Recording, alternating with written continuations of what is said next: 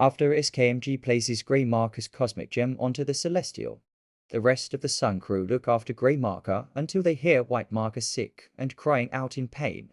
The Sun crew rush in to check on him as he begins to recall memories of his past life. The flashback plays a time when everyone was celebrating in the city of tomorrow. Silver Marker walked away and met Black Marker, who noticed him and greeted him.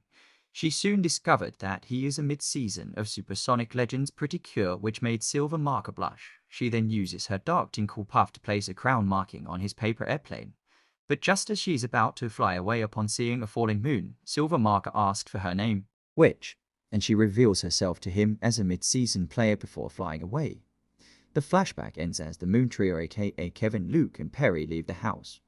Grey Marker begins crawling towards White Marker and to comfort him. In another flashback to White Marker's past as Silver Marker, he was seen waiting for a Black Marker as he had made a lot of paper airplanes.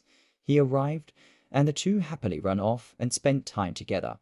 One time they got trapped in a plant when it was raining.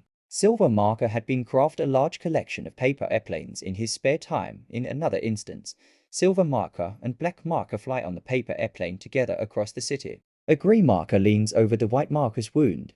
He gets a reminder from Black Marker before she flew away, as White Marker wakes up to find that Grey Marker has healed him after kissing his wound. SKMG and his entire friends notice the recovery just as when Amy rushes in. She experiences a flashback of her running to a cliff where she had found White Marker's crown, which is now resting on her finger. This makes her realize that the crown belongs to Silver Marker, and reveals that White Marker is his Color Marker's partner, making SKMG come to a realization that Silver Marker is actually White Marker.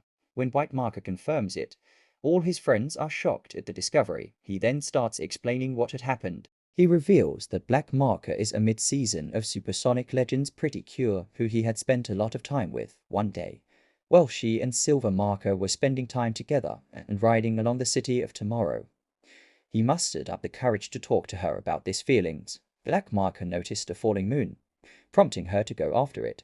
But Silver Marker asked her to wait and confessed his feelings to her. However, this made her accidentally drop her moon powers, which triggered the opening of the dune. The moon hit the carriage, and Black Marker chose to save Silver Marker over her moon powers, sacrificing herself in the process.